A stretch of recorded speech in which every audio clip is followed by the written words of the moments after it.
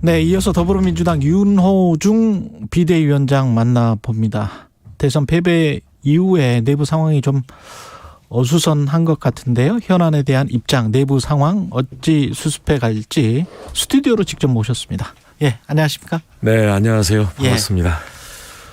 뭐 지금 일단 그 문제부터 여쭤봐야 되겠네요. 방금 전에 김재원 최고위원과 그 이야기를 했어서 문재인 대통령과 윤석열 당선인 오찬 회동 이게 지금 막판에 불발이 됐는데 이유가 뭐라고 보세요?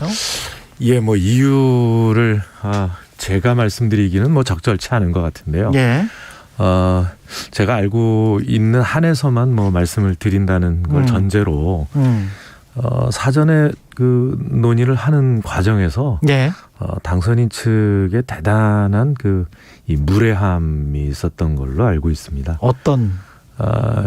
일테면은 이제 뭐 사면 문제 같은 경우도 이것은 이제 대통령 고유 권한 아닙니까? 그렇죠. 예, 거기에 대해서 뭐 요청을 드린다거나 건의한다거나 그렇게 했다고 하더라도 대통령의 의사가 확인되기 전에는 나와서 그런 요청이 있었다고 이야기하는 이것도 좀 조심해야 될 일인데 들어가기도 전에 언론에다 대고 이런 요청하겠다 결국 여론몰이로 사면을 압박하는 뭐 이런 모양새였고 또 이제 인사와 관련해서도 일테면은 모든 인사를 중지해라. 그다음에 이제 당선인과 협의해서 인사를 하자. 뭐 이런 이야기까지 나오는 그런 상황이었어요.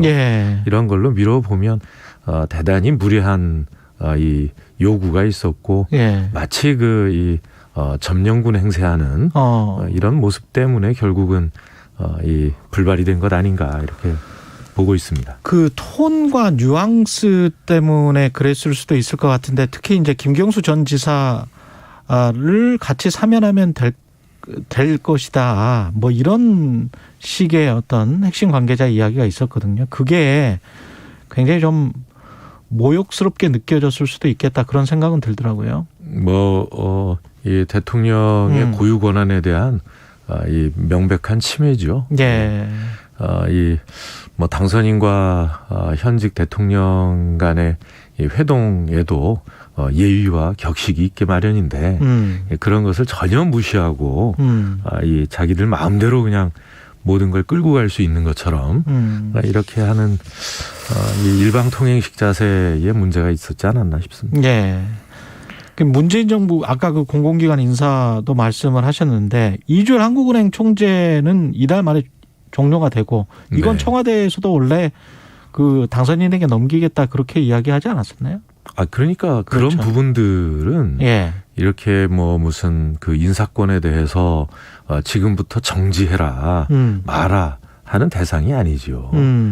서로 존중해 가면서 일을 해야 될 시점인데 좀 과도한 요구를 한 것 아닌가 싶습니다.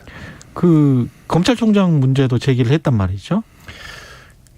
뭐 직접 당선인이 한 거라고 볼 수는 없겠으나 이 권성동 의원이 뭐 이건 이 간섭하는 건 아니다라면서도 무슨 뭐 압박이나 종용 아니다라고 하면서도 스스로 거치 결정해라. 이건 사실상 이 그만두라는 얘기하고 똑같은 얘기입니다. 이것은 이제 뭐 윤석열 이 당선인이 검찰총장으로 있을 때 그때 뭐 법과 원칙에 따라서 그 임기를 마치겠다고 그렇게 수도 없이 이야기하던 말을 정면으로 스스로 이제 당선인 측에서 뒤집는 얘기를 하게 되는 겁니다. 실제로 윤석열 총장이 이 환경부 장관의 김은경 환경부 장관이 이제 이 산하기관 뭐 임원들에 대한 자녀 임기를 조사한 것 가지고도 이 불법이다 이렇게 해서 구속 기소를 하지 않았습니까? 그렇게 법과 원칙을 뭐 한다고 했던 양반이 갑자기 대통령 되자마자 이런 식의 인사권에 대해서 뭐 침해에 가까운 이러한 태도를 보이는 것에 대해서는 매우 실망스럽습니다. 예. 민정수석실 폐지는 어떻게 보고 계십니까? 민정수석실을 두느냐 안 두느냐의 문제는 그건 뭐 청와대 내에 이 조직 개편에 관한 부분이니까 이건 뭐 법에 정해져 있는 것도 아니고요. 뭐 얼마든지 할 수 있습니다. 그런데 이제 민정수석실의 기능 중에 크게 이제 내부 감찰 기능하고 또 이 인사 검증 기능 뭐 이런 것들이 있지 않습니까? 그런데 내부 감찰의 경우에는 이제 감찰관 제도가 좀 실패한 제도로 들어왔거든요. 이미 과거에 박근혜 정부 때도 최순실 사태 같은 걸 막질 못했어요. 그러니까 이런 문제가 있는데 그 정도만 만들어 놓고 이제 이 인사 검증 기능을 법무부나 경찰에 넘기겠다 이렇게 얘기를 합니다. 그런데 인사 검증 기능을 법무부에 넘겨놓으면 법무부에는 아무런 뭐 검증 능력이 없습니다. 그러니까 역량이 없습니다. 결국은 검찰에 주겠다는 건데 이건 사실상 검찰을 과거의 국정원이나 안기부처럼 이용하겠다. 그러니까 이 검찰에서 일종의 조난 자료, 인사와 관련된 대통령 보고 자료 이런 것들이 이제 일상적으로 수집하게 만들겠다. 결국 검찰 공화국으로 가겠다라는 이 의지를 그대로 드러나는 거 아닌가 이렇게 저희는 보고 있습니다. 그렇게 보시는군요. 이 지금 용산으로 광화문 시대에서 용산으로 이전할 것 같은 그런 분위기지 않습니까? 청와대도. 뭐 아직 확정된 것은 아니다라고 합니다만은요. 용산으로 이전하는 문제는 우리 국방 안보에 커다란 문제를 발생시킬 수가 있습니다. 우선 이 현재 국방부 가 있는 용산 지역에 우리 군사 시설들이 많이 있는데요. 뭐 국방부만 있는 게 아니고 합참도 있고 또 이제 경비하는 경비 부대들도 있고 뭐 사이버 사령부 뭐 이런 것들 많이 있습니다. 그런데 부대들의 이전 계획을 세우지도 않고 한 달 안에 비워라. 그럼 어디로 가라는 겁니까? 그 부대들이 대단한 보안 시설들이거든요. 그 보안 시설들을 그냥 아무데나 계획 없이 국방부에서 알아서 빨리 빼라. 이게 가능한 일이라고 생각하는지 모르겠어요. 그리고 용산 땅은 사실 저희들 대한민국의 국민 입장에서는 일테면 오욕의 역사가 있는 곳입니다. 우리 대통령이 꼭 이 청나라 군대, 일본 군대가 주둔했던 곳에 꼭 가야 되겠습니까? 저는 이해할 수 없습니다. 그게 무슨 어떤 자문을 받았는지 또는 일설에는 무슨 풍수가의 자문 아니냐 이런 의문도 제기를 하고 있는데 그런 풍수 얘기를 이전에 이 일본 군대 주둔하던 데에 가서 계시겠다고 하는 게 저는 이해할 수 없습니다. 국민들이 이해할지 모르겠습니다. 민주당 상황으로 좀 넘어가 보겠습니다. 지금 패배를 수습하고 방향성을 잡아야 될 것 같은데 그 방향성을 아직 못 잡고 있지 않나 그런 생각이 들고요. 어떻게 보세요? 네, 지금 이제 당내에서 여러 의견이 있어서요. 지난주에 의총을 거친 이후에 이제 이번 주 초부터 4선 이상 중진 그다음에 3선 의원들과의 간담회를 이미 마쳤고요. 그리고 이제 오늘 재선, 초선 이렇게 두 차례 간담회를 거치면 전체 의원들의 의견을 다 듣게 됩니다. 아직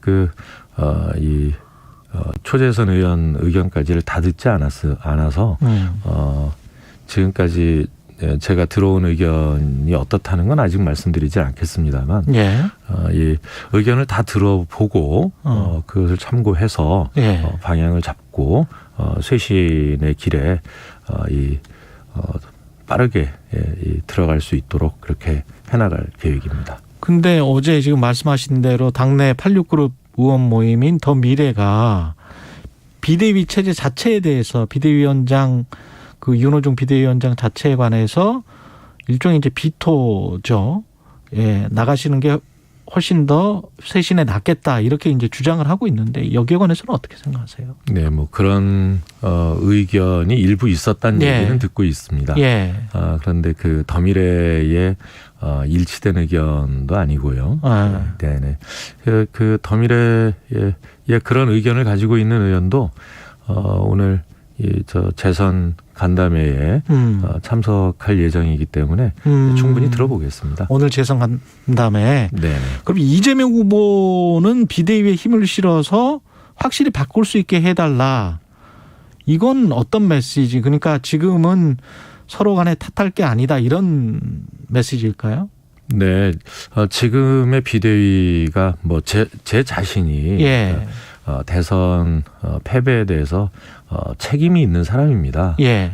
그런데 이제 지금 이 비대위를 세워서 임시 지도부를 꾸려가는 이 기간에 당을 이 혁신하고 쇄신하는 그 임무에 더해서 이 지방 선거가 목전에 와 있지 않습니까? 그렇죠. 네. 그래서 이 지방 선거 준비와 당의 쇄신을 동시에 해나가야 한다는 그렇죠. 그리고 또 이 기간에는 또 한편에서 새 정부 출범이 맞물려 있습니다. 네. 그러니까 실제로 이제 원내에서는 이 새 정부 출범과 관련된 각종 협상도 있을 거고요. 그다음에 또 인사청문회라든가 이런 것들이 계속 있을 텐데 이런 것들을 종합적으로 고려해서 이 당 지도부가 우선 결정을 했는데 그러니까 이것이 이제 제가 혁신의 그 이미지를 국민들에게 주는데 한계가 있다. 예. 이런 지적을 하시는 거거든요. 일면 예. 타당하다고 봅니다. 그런데 이제 이런 한 가지만으로 봐도 굉장히 이 그 힘든 일이 이 세 개나 동시에 이루어져야 되는 예. 이런 때이기 때문에 이 비대위를 좀 혁신형으로 만들었고요. 그다음에 이제 또 원내대표를 원래 5월까지 임기인데 원내대표를 조기에 선출을 해서 그런 그 새 이 집권당 또 새 정부와의 협상을 원활하게 하도록 이렇게 역할들을 배분을 한 것이라서 이런 것들은 잠시 후 8시 반부터 일부 지역국에서는 해당 지역 방송을 보내드립니다. Welcome to my world. Won't you come on in?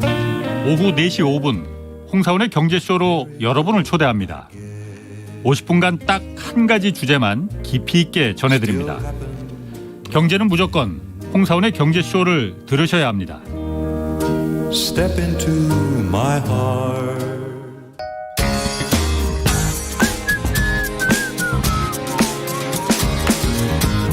오늘 하루도 치열하게 정의롭게 살아내는 여러분 하루의 시작과 끝을 응원합니다. 매일 오후 5시 5분 주진우 라이브.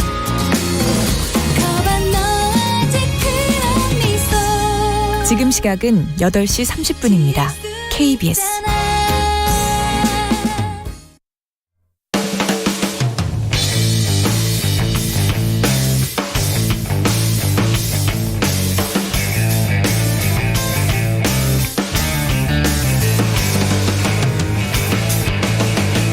최경영의 최강 시사. 예, 더불어민주당 윤호중 비대위원장과 함께하고 있습니다. 조금 더 질문 드릴 게 남아서 네. 계속 하겠습니다. 지금 말씀하신 대로 근데 이제 밖에서는 언론에서 보기에는 이게 자칫 권력 경쟁으로 넘어가서 국민들에게 안 좋은 모습으로 비춰질 가능성이 높단 말이죠. 원내대표 선출과 지방선거 공천과 그러면서도 이제 쇄신의 모습은 또 보여줘야 되고 그러려면 어떻게 해야 되나요? 말씀하신 대로 굉장히 힘들 것 같은데. 네, 저희 당이 사실 어떤 이 계파 경쟁이라든가 이런 것들이 이 표면에 많이 안 드러나 있는 그런 당입니다. 실제로 계파라고 할 만한 그런 그 그룹이 있는 것도 아니고요. 어제 모였던 더미래 같은 경우도 일종의 어떤 정책 그룹이죠. 그게 계파라고 볼 수 없습니다. 그래서 저희가 지금 그 원내대표 선거도 이 후보가 입 후보에서 하는 게 아니라 교황 선출식의 콘클라베 방식으로 그렇게 진행을 하고 있습니다. 그래서 이제 과반 득표자가 나올 때까지 또 토론하면서 예. 이제 계속 투표를 하는 이 방식을 선택해서 과도한 경쟁을 피하려고 하고 있고요. 예. 그리고 이제 비대위 구성에 있어서도 뭐 당 내에서는 과거의 비대위하고 좀 다른 모습이다. 이런 의견도 많이 있습니다만 예. 이 굉장히 혁신적인 비대위거든요. 특히 예. 비대위원들의 구성이 매우 젊어졌습니다. 그러니까 50%가 2030 청년 세대다라고 할 정도입니다. 그리고 이제 이 20대 그 여성 활동가였던 박지연 씨를 공동위원장에 세웠습니다. 예. 사실 이렇게 된 것은 우리 당이 지난 대선 과정에서 우리 당의 어떤 그 취약점이었던 젊은 당원들이 부족하고 젊은 일꾼들이 당으로 안 오고 있었는데 이 젊은 이 청년 당원들이 지금 선거가 끝나고 난 다음에 벌써 한 12만 명 정도가 들어왔거든요. 일주일 동안. 예. 앞으로도 지금 이게 하루에 한 2만 명 가까이 이렇게 계속 입당을 하고 있습니다. 그래서 이런 청년들이 우리 당의 충원이 된다라고 하는 건 굉장히 고무적으로 생각을 하고 있고요. 이 당원들이 계속해서 우리 당의 중요한 이 구성원으로 활동할 수 있도록 저희들도 많은 그 당의 시스템도 갖추고 또 지방선거나 이런 공직 선출을 하는 데 있어서도 기회의 문을 많이 열어주려고 하고 있습니다. 근데 이제 대선 패배 이후에 민주당 지지자들 사이에서도 그 말은 나오고 있거든요. 그러니까 180석이나 몰아줬는데 네네. 그동안 뭐 했느냐. 그런 이야기를 하고 있고 정치 쇄신이랄지 공천 쇄신을 어떻게든 해야 될 텐데 구체적인 뭔가는 안 보이는 것 같아요. 저희는 지금 예. 그동안 쭉 추진해 왔던 예. 언론 개혁이나 검찰 개혁 역시도 하지만 예. 이 지난 선거에서 공동 정부론을 띄웠지 않습니까? 예. 국민 통합 정치 교체를 예. 내놨고 그래서 거기에 맞는 이 선거제도 네. 또 정치제도 개혁 과제들을 내놓고 있고요. 그리고 또 저희가 공약했던 특검 도입까지 저희 이 기간에 추진을 해나갈 계획입니다. 알겠습니다. 여기까지 듣겠습니다. 더불어민주당 윤호중 비대위원장이었습니다. 고맙습니다. 네, 감사합니다.